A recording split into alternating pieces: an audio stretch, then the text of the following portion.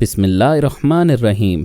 السلام علیکم محترم ناظرین و سامعین، آپ سن رہے ہیں دیوتا۔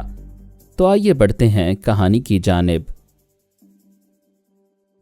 میں سمجھتا ہوں شوہر کو چھوڑ کر بھاگنے والی عورت کسی کی نظروں میں نہیں آنا چاہتی، تمہیں کوئی نہیں دیکھے گا۔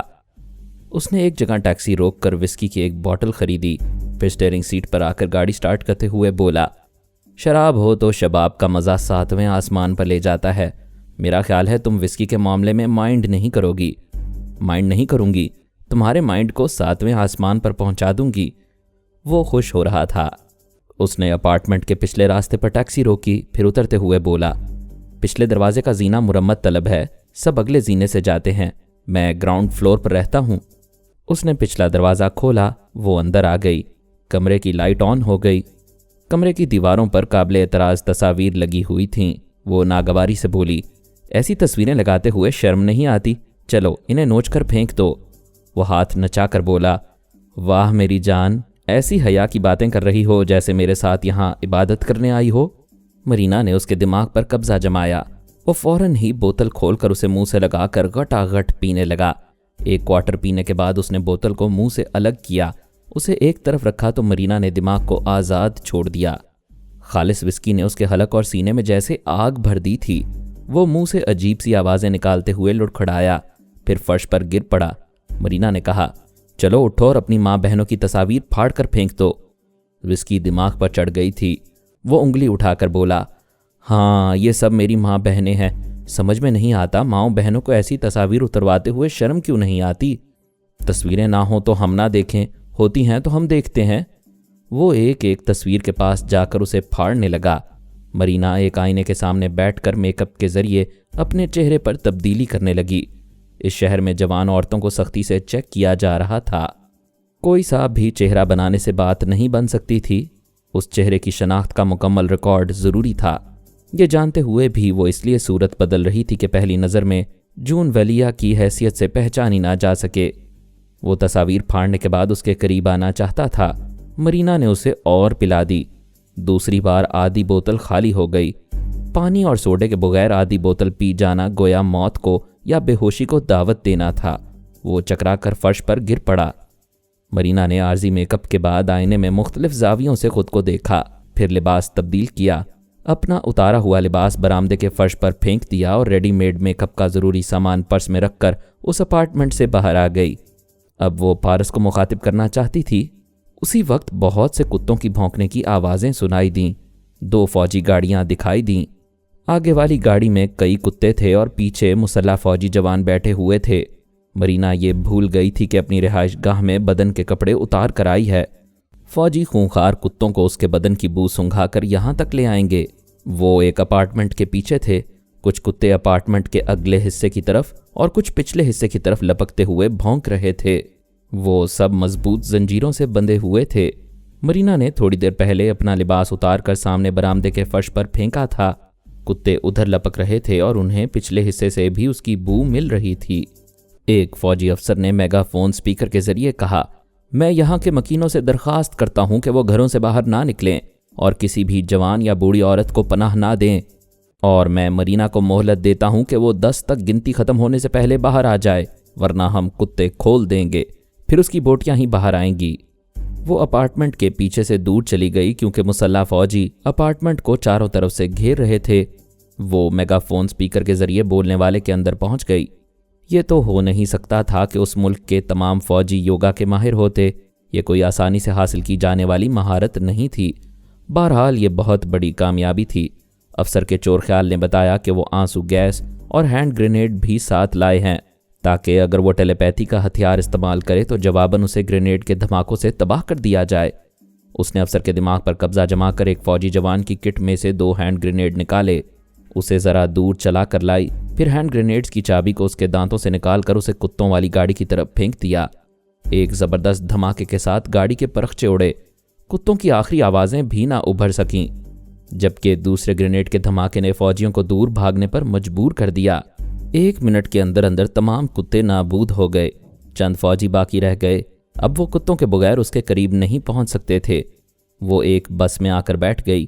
پارس کو مخاطب کر کے بولی، ابھی میں پھر گرفت میں آنے والی تھی۔ آخری لمحات میں بال بال بچ گئی، لیکن کب تک بچتی رہوں گی؟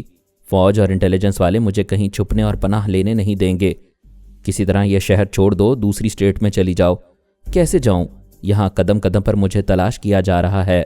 بندرگاہ، ایئرپورٹ، ریلوے اسٹیشن، بسوں اور ٹیکسیوں کے اڈوں پر جاسوس میرے منتظر ہوں گے۔ تم مجھے کہاں چھوڑ کر چلے گئے ہو؟ میں نے سمجھ لیا ہے کہ تم اپنی جوانی کی رشوت دے کر الو بنا رہی ہو، اور اب مجھے آئندہ الو نہیں بننا چاہیے۔ یہ کیا کہہ رہے ہو؟ کیا مجھ سے دل بھر گیا ہے؟ جب عورت غلطی کرتی ہے اور مرد ناراض ہو جاتا ہے تو وہ یہی کہتی ہے کہ کیا مجھ سے دل بھر گیا ہے۔ وہ اپنی غلطیوں اور حماقتوں کو سمجھنا نہیں چاہتی۔ میں نے کون سی غلطی یا حماقت کی ہے؟ میں بارہا سمجھا چکا ہوں، اب نہیں سمجھاؤں گا۔ تمہارے پاس عقل کچھ زیادہ ہی ہے۔ میں انتظار کروں گا کہ تم عقل سے کب سوچو گی اور سمجھو گی۔ تم ہمیشہ ایک ہی شکایت کرتے ہو کہ میں تم پر یا تمہارے خاندان والوں پر بھروسہ نہیں کرتی ہوں۔ میں تم سے کسی معاملے میں بحث نہیں کروں گا۔ مجھ سے کسی معاملے میں بات نہیں کرو گے۔ مجھے گڑھے میں گرا کر چلے گئے ہو، کیا یہی ساتھ چھوڑنے کا وقت ہے؟ میں جانتا تھا کہ تم یہی الزام دو گی۔ میں تمہیں آخری بار ان مصیبتوں سے نکالوں گا۔ 25ویں شاہراہ کی اسٹریٹ نمبر 3 میں 244 نمبر کا بنگلہ ہے، وہاں پیدل آؤ اور بنگلے میں داخل ہو جاؤ۔ کیا تم وہاں ملو گے؟ وہاں تحفظ ملے گا۔ یہ کہہ کر اس نے سانس روک لی۔ وہ بس کے اندر دماغی طور پر حاضر ہو گئی۔ یوں اپنے دماغ سے نکالے جانے پر اسے غصہ آیا، پھر عقل آئی کہ اچھا ہی ہوا، بس میں خیال خوانی کرتی رہتی تو اسے تلاش کرنے والے سر پر آ پہنچتے۔ وہ بس سے اتر گئی۔ دوسرے مسافر اترنے کے بعد اپنی منزلوں کی طرف چلے گئے۔ وہ فٹ پاتھ پر تنہا رہ گئی۔ پھر پارس کو مخاطب کر کے بولی، سانس نہ روکنا، میں 25ویں شاہراہ کے قریب ہوں لیکن فٹ پاتھ پر تنہا ہوں، جاسوس مجھے تاڑ لیں گے۔ میں نے ایسا انتظام کر دیا ہے کہ کوئی تمہارے قریب نہیں آئے گا۔ فوراً بنگلہ نمبر 244 میں پہنچو۔ اس نے پھر سانس روک لی۔ مرینا کو دماغ سے نکالے جانے پر پھر غصہ آنا چاہیے تھا، لیکن وہ تنہا فٹ پاتھ پر چلتی ہوئی سوچنے لگی کہ پارس نے ایسا کیا انتظام کیا ہے کہ سراغ رساں اور فوجی افسران اس کا محاسبہ نہیں کریں گے۔ یہ تو انسانی کارنامہ نہ ہوا، معجزہ ہوا کہ پارس نے امریکہ کے اس اسٹیٹ اور شہر میں اپنی حکومت قائم کر لی تھی۔ اب اس کے بیان کے مطابق کوئی اسے نہ روک سکتا تھا نہ ٹوک سکتا تھا، اور وہ دیکھ رہی تھی کہ تنہا جانے والی کو کوئی روک نہیں رہا تھا، کوئی اس پر شبہ نہیں کر رہا تھا۔ اتنے بڑے ملک میں اتنی جلدی انتظامیہ بدل جائے، جاسوس منہ پھیر کر چلے جائیں، یہ بالکل ناممکن تھا۔ اس قدر ناممکن کہ قصے کہانیوں میں بھی اتنی جلدی دشمنوں کے دل پھیرے نہیں جاتے۔ ایسے ہی وقت لوگ سوچتے ہیں یہ سراسر جادوگری ہے، فرحاد اور اس کے بیٹے جادوگر ہیں، ناممکن کو ممکن بنا دیتے ہیں، جبکہ حقیقت یہ نہیں ہے، یہ سب ذہانت کا تماشا ہوتا ہے۔ جس کا ذہن انتہا کو نہیں پہنچ پاتا وہ فرحاد کی فیملی کو جادوگر سمجھتے ہیں۔ مرینا غیر معمولی طور پر ذہین تھی، لیکن مشکلات میں گھر کر وہ بھی یہ سمجھ نہ پائی کہ پارس نے کیا چال چلی ہے۔ پارس نے مجھ سے کہا تھا، پاپا، مرینا تنویمی نیند سے بیدار ہونے کے بعد خود کو تنہا پائے گی، میں اس سے دور ہو رہا ہوں، آپ اس شہر سے اسے نکالنے کا انتظام کر دیں۔ میں بیٹے کی فرمائش پر اس وقت مرینا کے دماغ میں پہنچا جب وہ تنویمی نیند سے بیدار ہوئی تھی اور بڑی عجلت میں اپنی رہائش گاہ چھوڑ کر بھاگ رہی تھی۔ میں تنویمی عمل کے مطابق سونیا کی آواز اور لہجے میں اس کے اندر پہنچا تھا، اس لیے اس نے مجھے محسوس نہیں کیا۔ میں نے چند سیکنڈ میں اس کے مسائل کو سمجھ لیا۔ وہ اپنی ذہانت سے 2-4 بار خود کو گرفتاری سے بچا سکتی تھی، لیکن اب اسے کہیں پناہ نہیں مل سکتی تھی۔ اس شہر کی ہر جوان اور بوڑھی عورت کو سختی سے چیک کیا جا رہا تھا، ہر عورت کے شناختی ریکارڈز بھی دیکھے جا رہے تھے۔ ان حالات میں وہ مسلسل چھپ کر نہیں رہ سکتی تھی۔ میں نے لیلا سے کہا، مرینا مشکلات میں ہے، ابھی جو فلائٹ جانے والی ہے اس کی مسافر عورتوں کے متعلق جلد سے جلد معلومات حاصل کرو، ایئرپورٹ کے 2-4 خاص افسروں کے دماغوں میں جاؤ، میں تمہاری مدد کے لیے سلطانہ اور سلمان کو بھیج رہا ہوں۔ میں نے سلمان اور سلطانہ کو بھی مرینا کے حالات بتا کر کہا، لیلا ٹیلی فون کے ذریعے ایئرپورٹ کے خاص افراد کے دماغوں میں پہنچ رہی ہوگی، تم طیارے کے پائلٹ اور دوسرے سٹاف ممبران کے دماغوں میں جگہ بناؤ۔ لیلا فون کے ذریعے آوازیں سن کر کئی دماغوں میں جگہ بنا چکی تھی۔ میں، سلطانہ اور سلمان اس کے ذریعے مزید افراد کے اندر پہنچنے لگے۔ سیکیورٹی گارڈز وغیرہ تک پہنچنا کچھ مشکل نہ تھا۔ اس دوران پتہ چلا کہ امیگریشن اور ایک سیکیورٹی آفیسر کے دماغوں میں مختلف خیال خوانی کرنے والے بھی موجود ہیں۔ وہ ان کے دماغوں میں بول رہے تھے اور ان کے ذریعے طیارے میں جانے والی عورتوں کو چیک کر رہے تھے۔ ایک عورت طیارے کی روانگی سے آدھ گھنٹہ قبل آئی۔ طیارہ پرواز کے لیے تیار تھا۔ میں نے لیلا سے کہا، اس عورت کی آواز سنتے ہی دماغ پر قبضہ جماؤ اور مرینا بن جاؤ۔ پھر میں نے پائلٹ کے ذریعے کنٹرول ٹاور کے آفیسر سے کہا، امیگریشن کے افسران سے کہو جو آخری مسافر عورت آ رہی ہے اسے چیک نہ کرے، فوراً طیارے میں جانے دے۔ اس طیارے میں 300 مسافر ہیں، ان سب کی زندگی مرینا کے خیال خوانی کرنے والوں کے رحم و کرم پر ہے۔ اگر اس عورت کو چیک کیا گیا اور اسے طیارے میں جانے سے روکا گیا تو 300 مسافر زندہ باہر نہیں نکلیں گے۔ ٹاور کے آفیسر نے یہ باتیں امیگریشن اور سیکیورٹی والوں تک پہنچائیں۔ پورے ایئرپورٹ پر سنسنی پھیل گئی۔ مسلح فوجی جوان دوڑتے ہوئے طیارے کی طرف جانے لگے۔ میں، سلمان اور سلطانہ طیارے کے پاس کھڑے ہوئے سیکیورٹی گارڈز کے دماغوں پر قبضہ جما کر انہیں طیارے کی سیڑھیاں چڑھاتے ہوئے دونوں دروازوں پر لے آئے۔ پھر میں نے ایک کے ذریعے ہوائی فائر کرتے ہوئے کہا، ہالٹ! اگر کسی نے طیارے کے قریب آنے کی حماقت کی تو ہم مسافروں کو گولیوں سے بھون ڈالیں گے۔ فوج کے افسروں نے مسلح جوانوں کو رک جانے کا حکم دیا۔ پھر ایک افسر نے کہا، ہمیں معلوم ہو چکا ہے جس عورت کی چیکنگ سے روک رہے ہو وہ مرینا ہے۔ دوسرے افسر نے کہا، اور ہم یہ بھی جانتے ہیں کہ مرینا کی مدد کرنے والی ٹیم کا تعلق فرحاد علی تیمور سے ہے۔ سلمان نے کہا، باتوں میں وقت ضائع نہ کرو، اس عورت کو طیارے میں آنے دو۔ ایک افسر نے پوچھا، تم جانتے ہو مرینا ہمارے لیے بھی کتنی اہم ہے؟ اگر ہم مسافروں کی پرواہ نہ کریں اور مرینا کو گرفتار کر لیں تو؟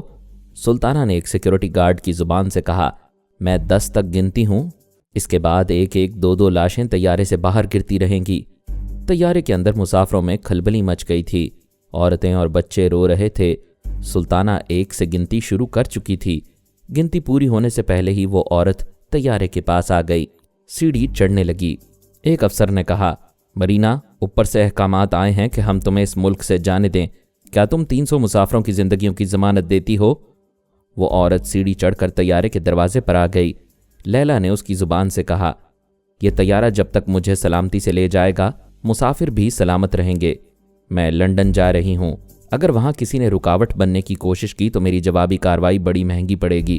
میں دشمن خیال خوانی کرنے والے سے کہتی ہوں، وہ 2 بار میرے دماغ میں آنے کی ناکام کوششیں کر چکا ہے، تیسری بار یہ حماقت نہ کرے۔ یہ کہہ کر وہ طیارے کے اندر چلی گئی۔ سیڑھیاں ہٹا لی گئیں، دروازے بند ہو گئے۔ میں نے لیلا کو اچھی طرح سمجھا دیا تھا کہ وہ کم از کم طیارے کی پرواز تک اس عورت کے دماغ میں رہے اور یہ دیکھتی رہے کہ دشمن خیال خوانی کرنے والے طیارے کے عملے کے دماغ میں آ کر کوئی کارروائی کرتے ہیں یا نہیں۔ سلمان بھی پائلٹ کے دماغ میں تھا اور سلطانہ ایک ایئر ہوسٹس کے اندر رہ کر تمام مسافروں کو دیکھتی پھر رہی تھی۔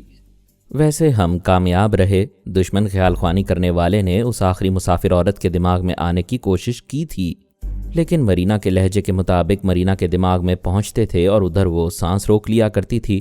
ادھر ہم نے جیسا ڈرامہ پلے کیا اس سے مارشل اور دوسرے حکمرانوں اور خیال خوانی کرنے والوں کو یقین ہو گیا کہ مرینا جا چکی ہے۔ اگرچہ وہ لوگ اپنے منصوبے کے مطابق مرینا کو ختم نہ کر سکے تھے، تاہم یہ بات اطمینان بخش تھی کہ وہ ملک چھوڑ کر جا چکی ہے۔ وقتی طور پر وہ مصیبت ٹل گئی تھی، اب وہ دوسرے مسائل اور معاملات پر توجہ دے سکتے تھے۔ مرینا 25ویں شاہراہ سے گزرتی ہوئی اسٹریٹ نمبر 3 میں آئی، پھر تیزی سے چلتی ہوئی بنگلہ نمبر 244 کے سامنے آ گئی۔ وہ جلد از جلد پناہ لے کر پارس سے پوچھنا چاہتی تھی کہ اس نے کیا جادو کیا ہے۔ اس ملک کے سول اور ملٹری جاسوس اب اسے تلاش نہیں کر رہے تھے۔ اس نے بنگلے کے برآمدے میں آ کر کال بیل کے بٹن کو دبایا، پھر انتظار کیا۔ کوئی دروازہ کھولنے نہیں آیا۔ اس نے دستک دینے کے لیے دروازے پر ہاتھ مارا تو وہ کھلتا چلا گیا۔ اس نے اندر آ کر آواز دی، اینی باڈی ہوم؟ اسے جواب نہیں ملا۔ اس نے پارس کو مخاطب کر کے کہا، میں تمہارے بتائے ہوئے بنگلے میں پہنچ گئی ہوں، لیکن یہاں تو کوئی نہیں ہے، مجھے ڈر لگ رہا ہے۔ دل سے اندیشے نکال دو، کوئی نیا چہرہ، نئی شناخت اختیار کرنے تک وہاں سکون سے رہو گی۔ یہ کیسے ہوا؟ کسی نے مجھے راستے میں چیک کیوں نہیں کیا؟ پارس نے اسے بتایا کہ اس کی لا علمی میں دشمنوں کو یقین دلایا گیا ہے کہ وہ ملک سے جا چکی ہے۔ اسے ابھی راستے میں کسی نے روکا ٹوکا نہیں تھا، اور یہ اس بات کا ثبوت تھا کہ دشمنوں کو بڑی حد تک یقین ہو گیا ہے۔ وہ خوش ہو کر بولی، یہ تو کمال ہو گیا، میں دشمنوں کے خیال کے مطابق جا چکی ہوں مگر موجود ہوں۔ پھر وہ سوچ کر بولی، اگر تمہارے پاپا یہ چال چلنے سے پہلے مجھے بتا دیتے تو بہتر ہوتا۔ پارس نے پوچھا، کیا پاپا سے کوئی غلطی ہو گئی ہے؟ یہ کتنی بڑی غلطی ہے کہ ایک اجنبی عورت کو مرینا بنا کر یہاں سے بھیج دیا گیا۔ کیا اس طرح میں خود نہیں جا سکتی تھی؟ تمہارے لیے خطرہ مول لینا مناسب نہ تھا۔ پاپا نے جس منصوبے پر عمل کیا ہے اس میں کوئی گڑبڑ ہو جاتی تو تم مصیبت میں پڑ جاتی۔ مصیبت تو ہر معاملے میں پیش آ سکتی ہے، کسی اہم کام کے لیے خطرہ مول لینا پڑتا ہے، جب زیادہ مجبوری ہو تب خطرہ مول لینا چاہیے۔ پاپا نے سوچا ہوگا تم اہم مقاصد کے لیے اپنے ملک آئی ہو، تمہیں میدان چھوڑ کر نہیں جانا چاہیے، اگر تم جانا چاہتی ہو تو بولو، تمہیں دنیا کے ایک سرے سے دوسرے سرے تک پہنچا دینا کوئی بڑی بات نہیں ہے۔ تم میرے ساتھ چلو گے نا؟ مجھے معاف کرو، تمہارا بس چلے تو تم مجھ پر ترمیمی عمل کر کے مجھے اپنا معمول بنا لو۔ ارے خامخواہ شبہ کرتے ہو، میں ایسی نہیں ہوں، اتنے عرصے تک میرے ساتھ رہے، میں کسی دن بھی تمہیں زخمی کر کے تمہارے دماغ پر حکومت کر سکتی تھی، میں نے کبھی موقع ہی نہیں دیا کہ تم کسی بہانے میرے دماغ کو کمزور بنا سکو۔ اعصابی کمزوری کی دوائیاں مجھ پر اثر نہیں کرتی، میرے اندر کا زہر ساری دواؤں کو بے اثر کر دیتا ہے۔ رہ گئی یہ بات کہ تم مجھے زخمی کر سکتی تھیں، ہاں یہ تو تمہاری خوش فہمی ہے۔ میں جب تک جاگتا رہتا تھا تنہائی میں تمہارے ساتھ وقت گزارتا تھا، سونے کے لیے دوسرے بیڈ روم میں چلا جایا کرتا تھا تاکہ تم میری نیند سے فائدہ نہ اٹھا سکو۔ جب تم اتنے چالاک ہو تو مجھ سے اتنی دور کیوں بھاگ رہے ہو؟ میں اب تک انتظار کر رہا تھا کہ تم مجھ پر اعتماد کرنے لگو گی، لیکن تم لاشعوری طور پر میرے پاپا کو اپنے ملک کا دشمن سمجھتی ہو، اس لیے کبھی مجھ پر بھروسہ نہیں کرو گی۔ بات سچ تھی مگر وہ تسلیم نہیں کر رہی تھی، اس بات کو گھما کر کہہ رہی تھی، میں تم سے اندھی محبت کرتی ہوں اور تم بے اعتمادی کا الزام دے رہے ہو۔ آج تم بار بار میرے دماغ میں آ رہی تھیں، میں منع کرتا تھا تو واپس چلی جاتی تھیں، پھر تمہیں شبہ ہوتا تھا کہ پاپا میرے دماغ میں آ کر تمہارے خلاف کچھ بول رہے ہیں اور تم میرے اندر آؤ گی تو میں پاپا کی موجودگی کے باعث تمہیں محسوس نہیں کر سکوں گا، لیکن میں تمہاری چالاکیوں کو سمجھتا رہا۔ شک کا علاج کسی ڈاکٹر کے پاس نہیں ہوتا، تمہاری دم ٹیڑھی ہے، ٹیڑھی ہی رہے گی۔ تم ایسی باتیں سنا کر مجھ سے پیچھا چھڑا رہے ہو۔ چلو الزام صحیح، میں نے پیچھا چھڑایا ہے، آئندہ مجھ سے رابطہ نہ کرنا، اس بنگلے میں جب تک چاہو رہ سکتی ہو، زیادہ عرصہ رہنا چاہو تو 2-4 فرضی رشتہ دار بنا لو تاکہ تمہارے تنہا رہنے سے کسی کو شبہ نہ ہو۔ اتنی عقل تو مجھے بھی ہے، لیکن اتنی بڑی دنیا میں میرا ایک ہی رشتہ دار ہے اور وہ تم ہو۔ دیکھو مجھ سے رابطہ ختم نہ کرنا، ہم ایک دوسرے سے شکایتیں ہیں، شکایتوں سے محبت ختم نہیں ہوتی اور بڑھتی ہے۔ میں تمہاری سونیا ماما کی قسم دیتی ہوں، مجھے اپنے دماغ میں آنے سے نہ روکنا۔ تم نے بہت بڑی قسم دی ہے، اس لیے 24 گھنٹے میں صرف ایک بار 15 منٹ تک گفتگو کروں گا۔ جاؤ اب 24 گھنٹے بعد آنا۔ اس نے سانس روک لی، وہ اپنی جگہ حاضر ہو گئی۔ اس پر آئے بنگلے میں وہ تنہا تھی، بلکہ بھری دنیا میں تنہا ہو گئی تھی۔ یہ تنہائی پارس کے آنے سے پہلے تھی اور اس نے عہد کیا تھا کہ وہ اکیلی رہ کر زندگی گزار دے گی، لیکن پارس نے اس کی دنیا میں آ کر ہلچل مچا دی تھی۔ اب اس کے ساتھ چھوڑ دینے سے لٹ جانے کا احساس ہو رہا تھا۔ چلتے چلتے جیسے دونوں ٹانگیں ٹوٹ گئی تھیں اور وہ چلنے کے قابل نہیں رہی تھی۔ وہ اٹھ کر اس مکان کو اندر سے دیکھنے لگی اور ایک بار پھر عہد کرنے لگی کہ اب صرف اپنے پیروں پر کھڑی رہے گی، پارس سے کبھی تعاون حاصل نہیں کرے گی، پہلے کی طرح اپنی ذات پر اعتماد کر کے دشمنوں سے نمٹنے کی کوششیں کرتی رہے گی۔ مارشل ڈی مورا نے اختیارات حاصل کرتے ہی اپنے ماتحت ٹیلی پیتھی جاننے والوں کو ان کی رہائش گاہوں تک محدود کر دیا تھا۔ انہیں تاکید کی تھی کہ وہ چند ماہ تک اپنی 4 دیواریوں سے باہر نہیں نکلیں گے، انہیں جو کام دیا جائے گا وہ اسے گھر بیٹھے خیال خوانی کے ذریعے کرتے رہیں گے۔ مارشل نے جو پہلا فیصلہ کیا تھا وہ یہ تھا کہ سونیا اور فرہاد کو ٹریپ کیا جائے۔ وہ دونوں ہنی مون کے لیے سوئٹزرلینڈ گئے تھے، جہاں ان پر زبردست حملے کیے گئے تھے۔ وہاں سے جان بچانے کے بعد وہ دونوں 2 ہی جگہ جا سکتے ہیں، ایک تو پیرس، دوسرا اپنی نئی بستی فرہاد ولیج، کیونکہ وہاں انہیں غیر معمولی تحفظ حاصل تھا۔ وہ اپنے طور پر میری اور سونیا کی پناہ گاہ کا صحیح حساب لگا رہا تھا۔ اس نے 2 ٹیمیں بنائیں، ہر ٹیم میں 15 جاسوس رکھے۔ ذہانت اور ایکشن کے اعتبار سے ہر جاسوس نے ماضی میں بڑے کارنامے انجام دیے تھے۔ ایک ٹیم کو پیرس روانہ کیا گیا، اس ٹیم میں خیال خوانی کرنے والا فریزر تھا۔ وہ جسمانی طور پر ٹیم میں نہیں تھا، ان 15 سراغ رسانوں کے دماغوں میں موجود رہا کرتا تھا۔ اسی طرح دوسری ٹیم کے 15 سراغ رسانوں کے دماغوں میں جان لیمبوڈا رہا کرتا تھا۔ اس نے اپنے سراغ رسانوں کے ذریعے معلوم کیا کہ فرہاد ولیج کے آس پاس کی زمینیں کس کی ملکیت ہیں۔ پتہ چلا فرہاد ولیج کے چاروں طرف 10 میل تک زمینیں سرکار کی ہیں اور وہاں 5 منٹ بھی رکنے کی اجازت نہیں ہے۔ ہر 2 میل پر فوجی چوکیاں ہیں، ہر چوکی پر ہائی وے کی گاڑیوں کو سختی سے تاکید کی جاتی ہے کہ وہ رکے بغیر 10 میل دور چلی جائیں۔ فریزر نے مارشل ڈی مورا کو رپورٹ دی کہ پیرس میں سونیا اور فرہاد کا سراغ نہیں مل رہا۔ جان لیمبوڈا نے کہا، مجھے یقین ہے کہ وہ دونوں فرہاد ولیج میں کسی اندیشے کے بغیر زندگی گزار رہے ہیں، लेकिन विलेज से 10 मील दूर तक हम में से कोई कदम नहीं रख सकता। खुश्की के रास्ते से फरहाद विलेज में दाखिल होना तकरीबन नामुमकिन है। फ़ज़ाई रास्ते की सूरत हाल ये थी कि हेलीकॉप्टरों और हवाई जहाज़ों को विलेज पर से परवाज़ करने की इजाज़त नहीं थी। कंट्रोल टावर से पायलट्स को हिदायत दी जाती थी कि वो विलेज से 10 मील दूर रहकर परवाज़ करें, वरना तैयारा शिकन तोपें उन्हें मार गिराएंगी। मार्शल ने पूछा, क्या ज़मीन के अंदर सुरंग बनाई जा सकती है?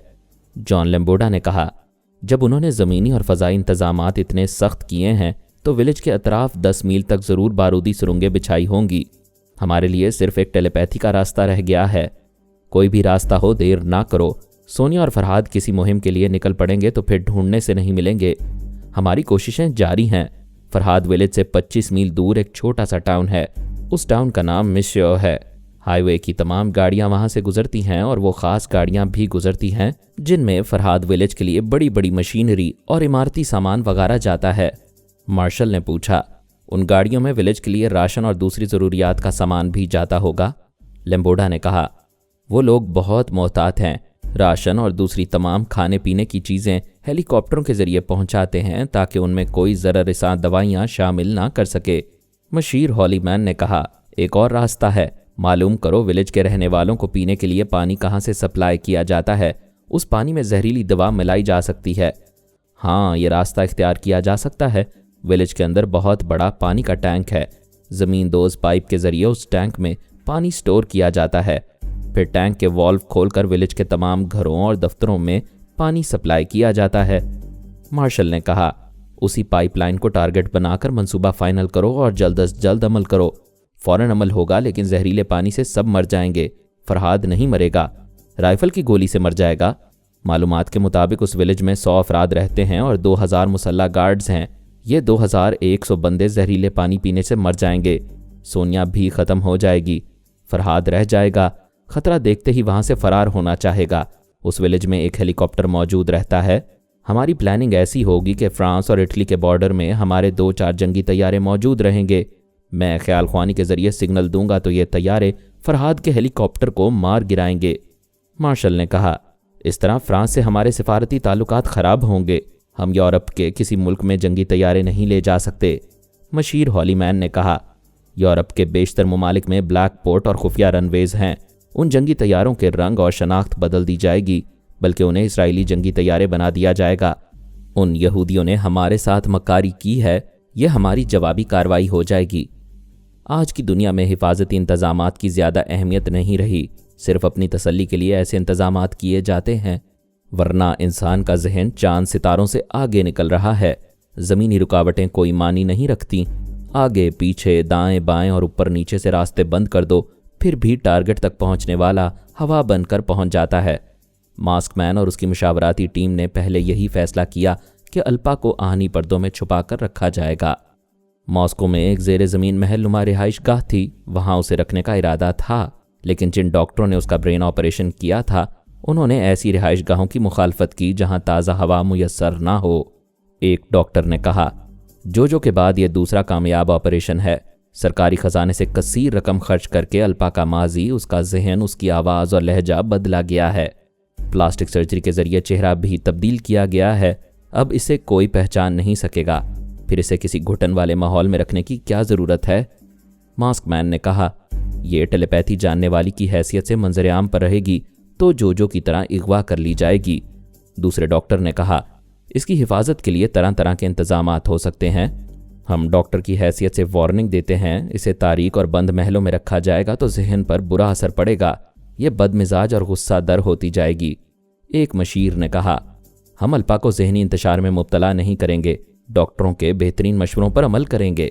दूसरे मशीर ने कहा, इसे एक हवादार वसी और अरीज़ महल में नज़रबंद किया जाए। रोशनी और ताज़ा हवा मिलती रहेगी, लेकिन वो महल से बाहर की दुनिया से राबता नहीं करेगी, किसी से बात नहीं करेगी। अगरचे ये हसास दिमाग रखती है, कोई इसके अंदर नहीं आ सकता, ताहम ये अपनी आवाज़ किसी को नहीं सुनाएगी। अल्पा को ट्रेनिंग देने और रूसी तालीम देने वालों ने समझाया कि वो जब भी ख्याल ख्वानी करेगी अपना लहजा बदलकर दोस्तों और दुश्मनों के दिमागों में जाया करेगी। उसे फरहाद और उसकी फैमिली के तमाम मेंबरान की तस्वीर और वीडियो फिल्में दिखाई गई थीं। टेप रिकॉर्डर के ज़रिए उनकी आवाज़ें सुनाई गई थीं। امریکہ اور اسرائیل کے نئے حکمرانوں اور فوجی افسروں کے بھی ویڈیو اور ٹیپ ریکارڈز دکھائے اور سنائے جاتے تھے۔ ایسے درجنوں امریکی جاسوس تھے جو روس کے مختلف شہروں میں گرفتار ہوئے تھے اور وہاں قیدیوں کی زندگی گزار رہے تھے۔ ماسک مین نے ان پر تنویمی عمل کرایا تھا اور انہیں الپا کا تابع دار بنایا تھا۔ مقصد یہ تھا کہ الپا ٹیلی پیتھی کے ذریعے ان سراغ رسانوں کو دوسرے ممالک میں استعمال کرے گی۔ اگر وہ گرفتار ہوں گے تو سپر ماسٹر پر الزام آئے گا کیونکہ وہ سب امریکی تھے۔ ماسک مین نے ایک اہم میٹنگ میں الپا کو طلب کیا۔ وہاں خاص مشیر اور اعلیٰ فوجی افسران تھے۔ الپا کا نام اس کے ماضی کی طرح ختم کر دیا گیا تھا۔ اس کا نیا نام سرگئی آنڈروف تھا۔ ماسک مین نے کہا، مس سرگئی، جیسا کہ تم جانتی ہو، سونیا اور فرحاد شادی کے بعد سوئٹزرلینڈ میں دیکھے گئے تھے۔ انہیں سپر ماسٹر کے ماتحتوں نے وہاں سے بھاگنے پر مجبور کر دیا۔ ایک مشیر نے کہا، سونیا اور فرحاد کے لیے بھاگنے کا لفظ استعمال نہ کریں ورنہ سرگئی انہیں بھاگنے والی کمزور ہستیاں سمجھ کر دھوکہ کھا سکتی ہے۔ الپا عرف سرگئی نے کہا، میں ان کے تمام ریکارڈز دیکھ چکی ہوں اور پڑھ چکی ہوں۔ میں نے سونیا، فرحاد، پارس اور علی تیمور کو کبھی میدان چھوڑ کر جاتے نہیں دیکھا۔ ان کے مقابلے پر آنے والے ہی یا تو بھاگتے ہیں یا ان کے ہاتھوں مارے جاتے ہیں۔ ویسے ماسک مین، میدان جیتنے والوں کے لیے فاتح کا لفظ استعمال کرنا چاہیے۔ ماسک مین نے پوچھا، آخر وہ لوگ کب تک فاتح کہلاتے رہیں گے؟ کیا کبھی کسی سے مات نہیں کھائیں گے؟ ہم چاہتے ہیں تم ان کے مقابلے میں فاتح کہلاتی رہو۔ میں پوری کوشش کروں گی۔ فوج کے اعلیٰ افسر نے کہا، ہمارے سیکرٹ ایجنٹس کی رپورٹ ہے کہ سونیا اور فرحاد اپنی نئی بستی فرحاد ولیج میں ہیں۔ پھر دوسرا فوجی افسر بتانے لگا کہ فرحاد ولیج کے اندر اور باہر کیسے کیسے سخت انتظامات کیے گئے ہیں۔ اس ولیج کے قریب سے کسی کو گزرنے کی اجازت نہیں ہے، لیکن کسی طرح ولیج کے اندر پہنچنے کا راستہ بنایا جائے تو سونیا اور فرحاد کو جہنم میں ہنی مون منانے کے لیے بھیجا جا سکتا ہے۔ وہ سب اپنے اپنے طور پر مختلف تدابیر سوچ کر آئے تھے۔ ان تدابیر پر سرگئی الپا کو عمل کرنا تھا۔ وہ ان کی پلاننگ سنتی رہی اور پلاننگ کی خامیاں نکال کر ان پر عمل کرنے سے انکار کرتی رہی۔ ایک اعلیٰ افسر نے کہا، ہر منصوبے میں ایک دو خامیاں ضرور ہوتی ہیں، تھوڑا بہت خطرہ مول لینا ہوتا ہے۔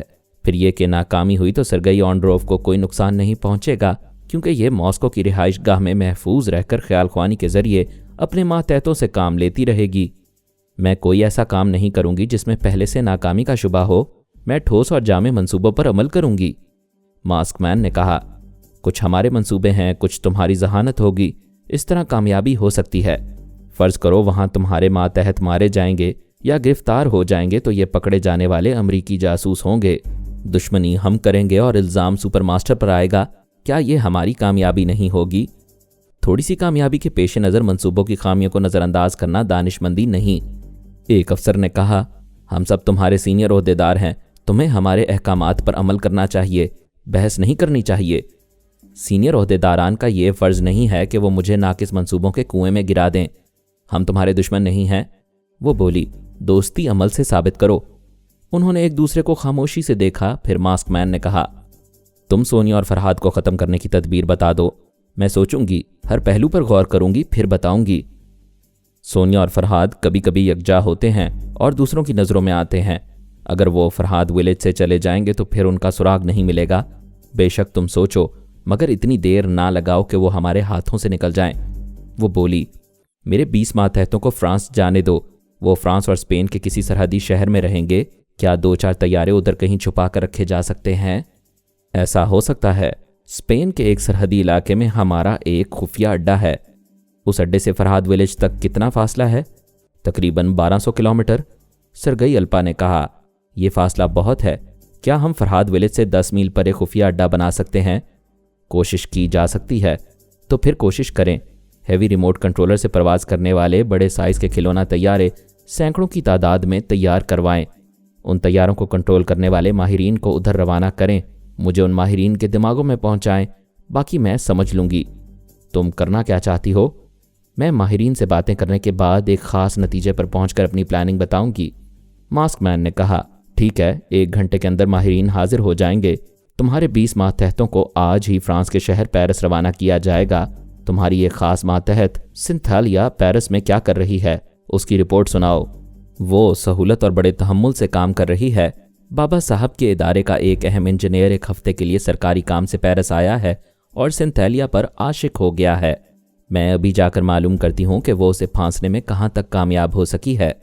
सरगई यानी अल्पा ख्याल ख्वानी के लिए इजलास से उठकर दूसरे कमरे में चली गई। फिर आराम से एक इजी चेयर पर बैठकर सिंथैलिया के दिमाग में पहुंच गई। सिंथैलिया हसास दिमाग रखती थी, पराई सोच की लहरों को महसूस कर लिया करती थी, लेकिन सरगई यानी अल्पा की मामूला और ताबेदार थी। उसने उसे महसूस नहीं किया। सरगई ने भी उसे मुखातिब नहीं किया, क्योंकि वो एक अजनबी जवान के साथ कार की अगली सीट पर बैठी हंस हंस कर बातें कर रही थी। वो किसी को दोस्त बना रही थी। उसमें यह ख़ास बात थी कि वो किसी ऐसे वैसे को लिफ्ट नहीं देती थी। सामने वाले में कोई ऐसी बात तलाश करती थी जो उसे फ़ायदा पहुंचाए। कोई ख़ास मकसद हासिल ना होता हो तो उसके साए में भी खड़ी रहना गवारा नहीं करती थी। डॉक्टर मोहम्मद उनीब सलीमी के साथ मज़ीद अक़सात सुनने के लिए हमारे चैनल का सब्सक्राइबर बनें और साथ ही बेल आइकन को क्लिक करें ताकि आपको हर आने वाली नई वीडियो के मुतालिक नोटिफिकेशंस मिलती रहें। हमारी वीडियोस को लाइक और शेयर करें और हमें अपनी दुआओं में याद रखिएगा। ISI और पाक आर्मी जिंदाबाद, पाकिस्तान पाइंदाबाद। हम फिर मिलेंगे इंशाअल्लाह एक नई किस्त के साथ। तब तक के लिए अल्लाह हाफिज़।